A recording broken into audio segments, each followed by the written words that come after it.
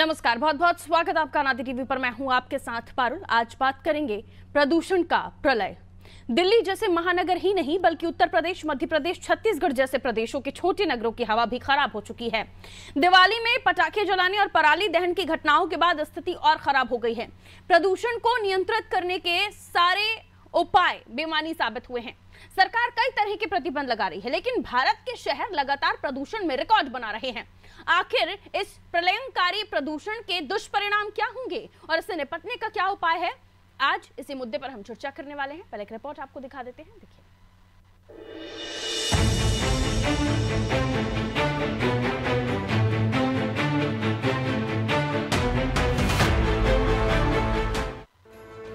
मध्य प्रदेश, उत्तर प्रदेश, छत्तीसगढ़ और दिल्ली में दीपावली और पराली दहन के बाद हालात काफी बिगड़ गए हैं।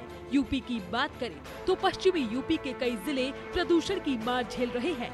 ज्यादातर जगहों पर AQI 300 के करीब पहुंच गया है। पश्चिमी यूपी के अलावा अन्य शहरों में भी वायु गुणवत्ता सूचकांक में वृद्धि देखी जा रही है। सुबह शाम हल्की धुंध और स्मॉग की आहट है। मौसम विभाग ने भी आने वाले दिनों में धुंध छाए रहने की आशंका जताई है। साथ ही कई शहर स्मॉग की चपेट में आ सकते हैं। उत्तर प्रदेश प्रदूषण नियंत्रण बोर्ड के आंकड़ों के मुताबिक गाजियाबाद में AQI 300 पार कर गया है। मेरठ में AQI 250 के करीब पहुंच गया है। बागपत और बुलंदशहर भी प्रदूषण की चपेट में है। नोएडा में दीपावली के बाद से ही प्रदूषण में वृद्धि देखी जा रही है।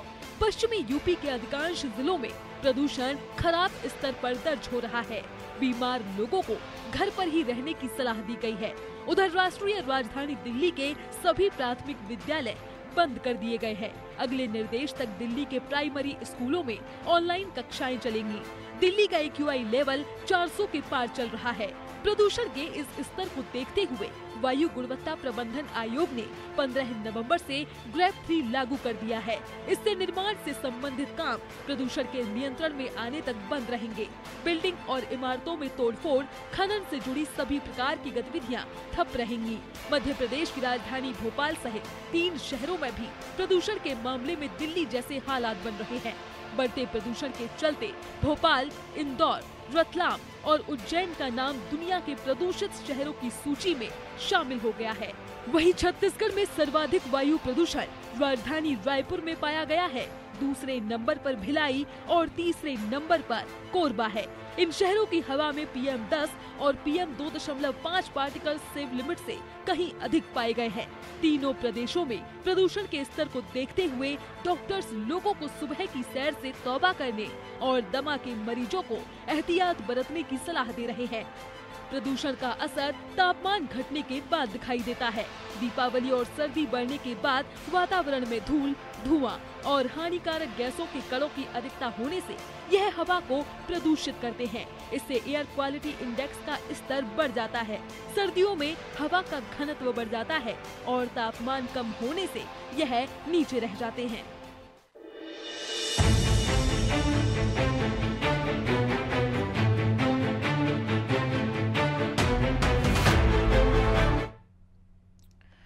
तो देखिए, दिवाली के बाद से दिवाली पर तो दिल्ली में पटाखे फोड़े नहीं गए और बाकी जगहों पर भी कहीं ना कहीं जो पॉल्यूशन ज़्यादा जिनसे हो, यानी जिनसे धुआं हो, जिनसे ज़्यादा प्रदूषण हो, वैसे पटाखों पर भी कहीं ना कहीं जो है तमाम जगहों पर पाबंदियां थीं। लेकिन अभी स्थिति जो है वो दिवाली के बाद से और ज़्यादा खतरनाक है। वजह हम सभी जानते हैं। दिल्ली में प्रदूषण आसपास की जगहों से भी, आसपास के राज्यों से भी आता है। पराली जलाने के पीछे ये एक बड़ा जो कारण है, पराली जलाना एक बड़ा कारण है जिसकी वजह से प्रदूषण हो रहा है। लेकिन इससे निजात पाने के जो उपाय हैं सिर्फ ट्रेवलिंग पर किए जा रहे हैं, यानी वाहनों की रोक, ऑड इवन नंबर चालू कर देने। दिल्ली की स्थिति है और बाकी राज्यों में, मध्य प्रदेश, उत्तर प्रदेश, छत्तीसगढ़ और आसपास के राज्यों में भी स्थिति अच्छी नहीं है।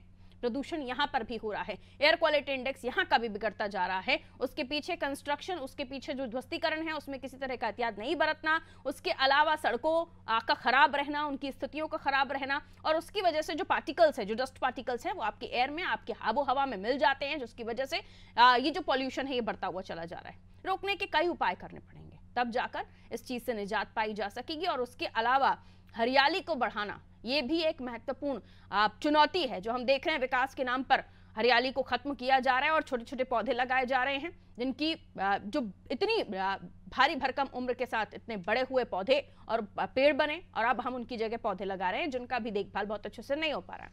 आइए राज्य में क्या स्थिति है वो जान लेते हैं और उसके बाद समझने की कोशिश होगी कि किस राज्य में जो पॉल्यूशन है, जो प्रदूषण है वो बढ़ रहा है, तो उसके पीछे कारण क्या है। मध्य प्रदेश की बात करेंगे तो शबाना हमारे साथ जुड़ रहे हैं, जबलपुर से सोमनाथ हमारे साथ जुड़ रहे हैं, और साथ ही प्राची हमारे साथ छत्तीसगढ़ से बनी हुई है, नीतीश हमारे साथ उत्तर प्रदेश से बने हुए हैं। नीतीश के पास ही चलते हैं। सबसे पहले उत्तर प्रदेश, यहाँ को लेकर, क्योंकि दिल्ली से सटा राज्य है और जाहिर सी बात है यहाँ पर भी प्रदूषण को लेकर आंकड़ा अच्छा नहीं है। क्या वजह आप देखते हैं और इसके पीछे आपको क्या लगता है कि जो चीजें होनी चाहिए वो धरातल पर नहीं हो रही है? नीतीश।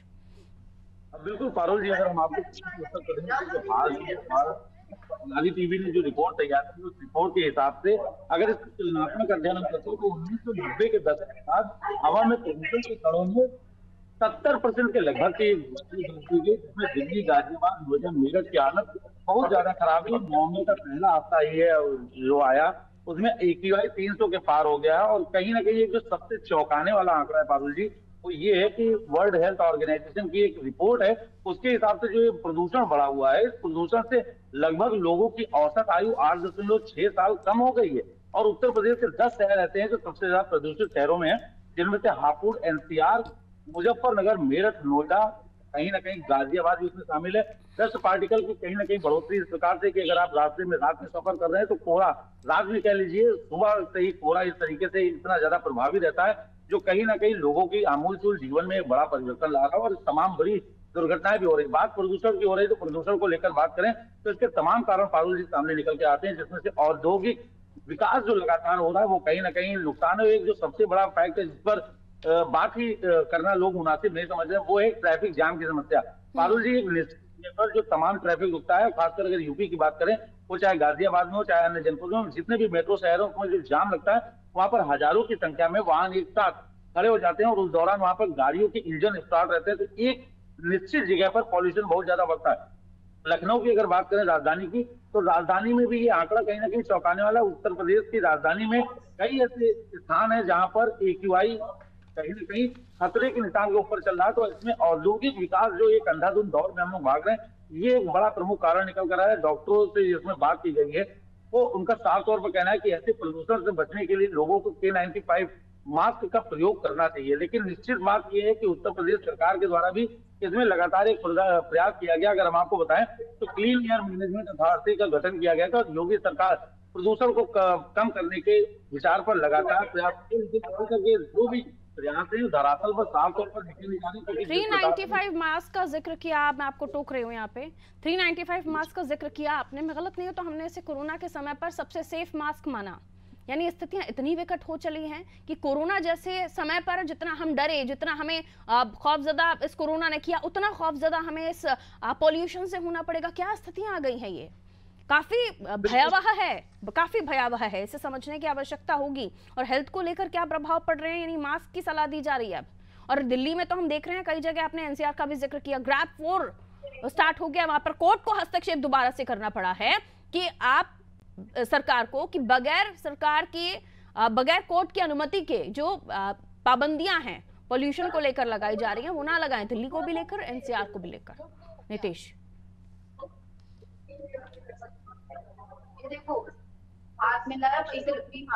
ठीक है, लौटूंगी नीतीश आपके पास।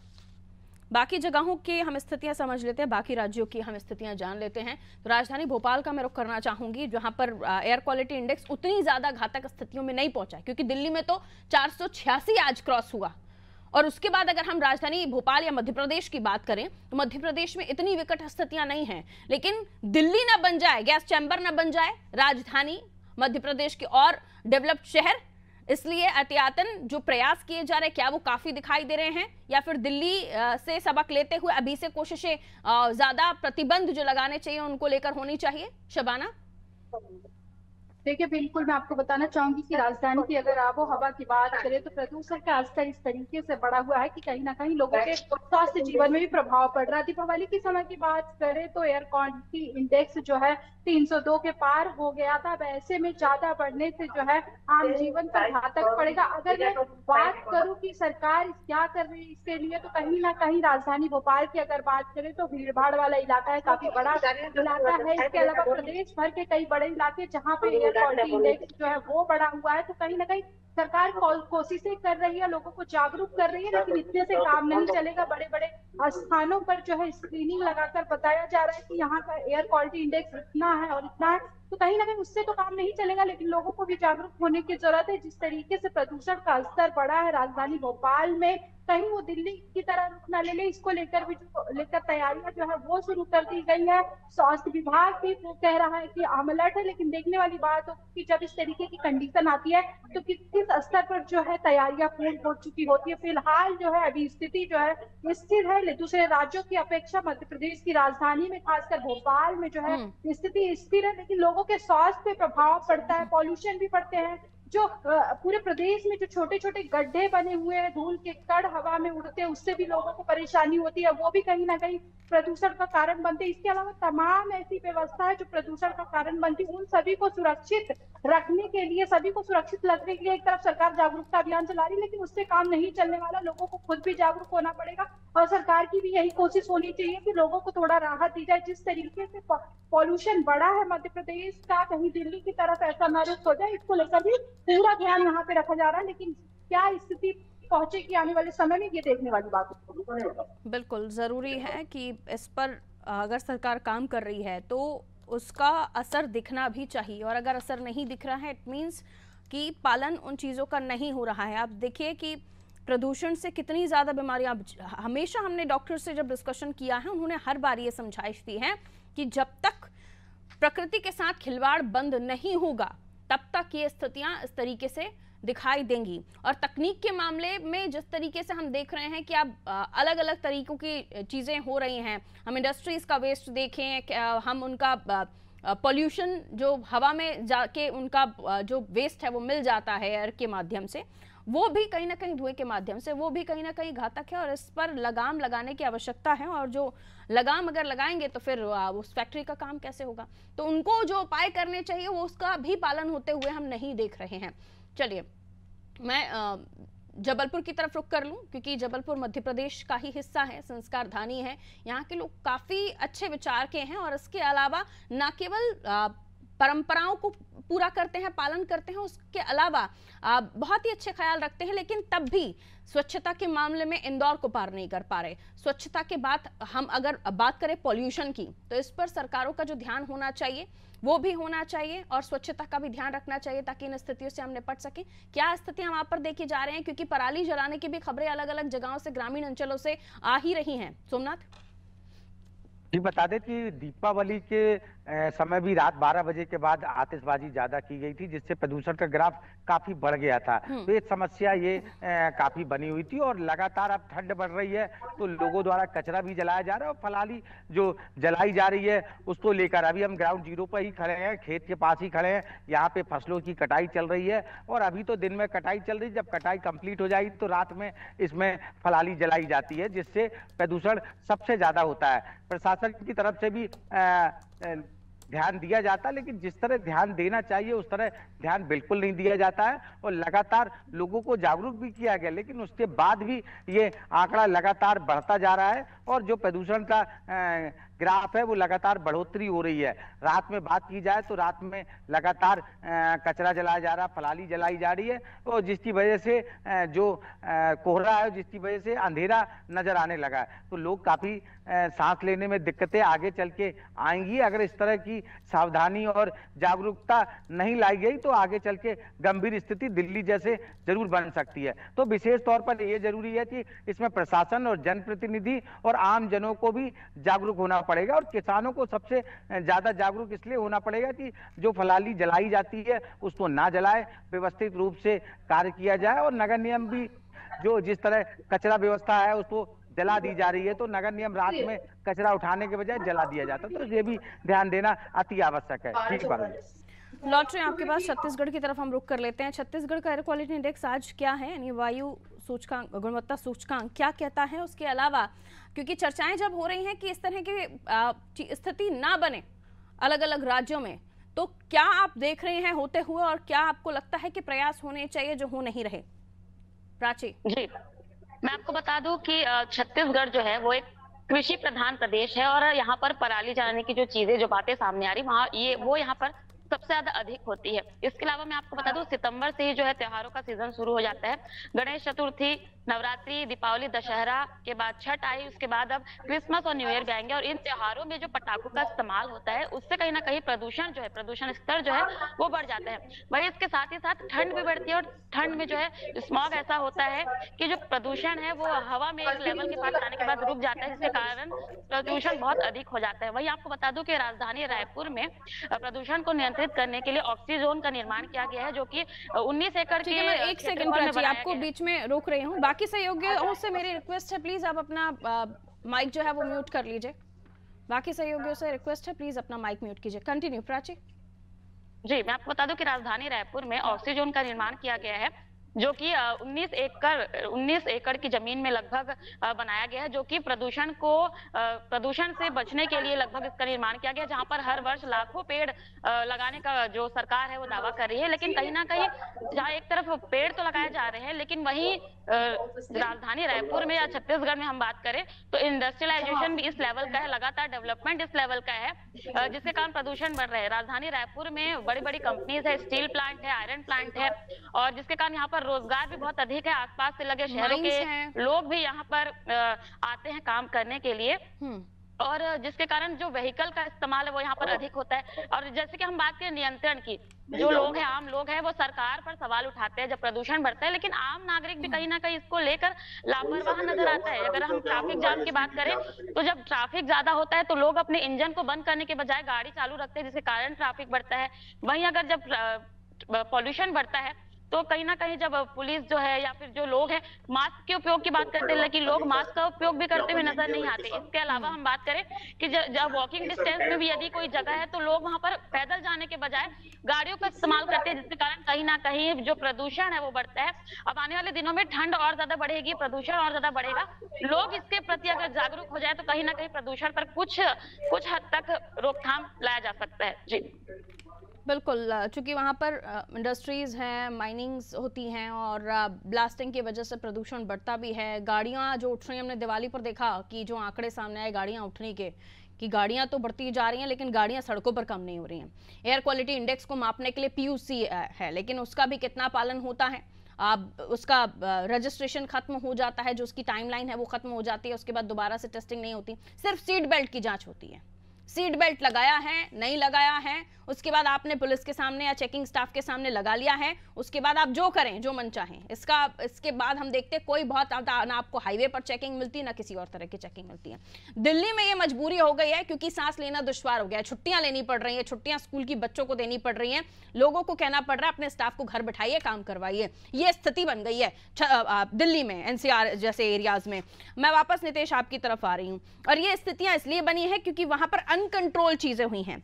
सिर्फ उन्होंने ध्यान दिया कि आप व्हीकल्स को कम कीजिए, ट्रैफिक कम कीजिए, उससे कुछ चीजें दुरुस्त होंगी, लेकिन सिर्फ दिल्ली ही जिम्मेदार नहीं है इस प्रदूषण का, बाकी आसपास के राज्य भी जिम्मेदार हैं। क्योंकि जाहिर सी बात है, ये हवा हम देखते हैं, जो हमारे पृथ्वी का क्लाइमेट है, उसका जो प्रोसेस है वो सभी जगह घूमता है। वो हवा आज आप ले रहे हैं, सालों बाद आप ही के पास वापस आनी है।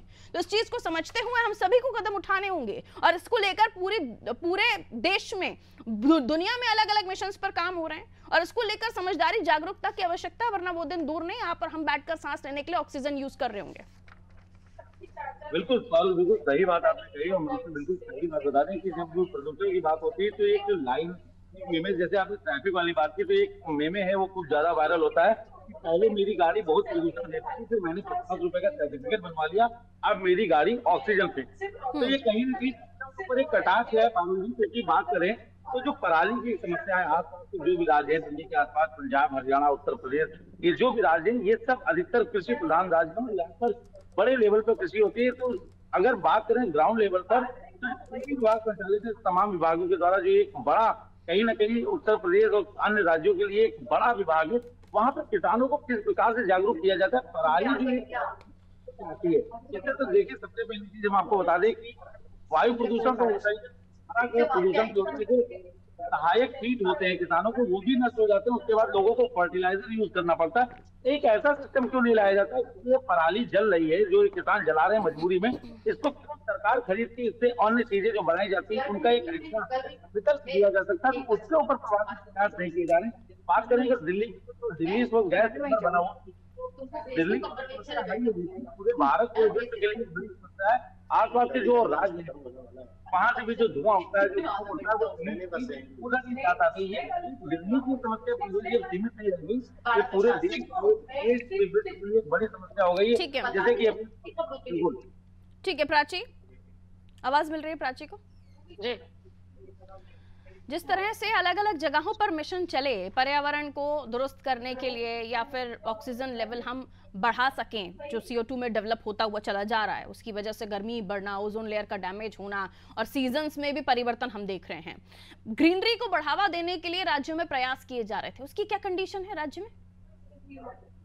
जी, मैं आपको बता दूं, राजधानी रायपुर को ग्रीन सिटी बनाने के लिए सरकार ने कई बड़े मिशन यहाँ पर चालू किए थे और हर साल यहाँ पर पौधारोपण और पेड़ लगाने के भी अलग अलग यहाँ पर चीजें लाई गई थी। वही वार्डों में भी जो पार्षद है या फिर जो बड़े जो नेता हैं वो अलग अलग क्षेत्रों में पौधारोपण करने के लिए फलदार वृक्ष और ऐसी चीजें यहाँ पर बांट रहे थे। पौधारोपण करने के लिए कहीं ना कहीं एक पहल तो की जा रही थी, लेकिन जो इसका मेंटेनेंस कार्य है वो भी बहुत जरूरी है।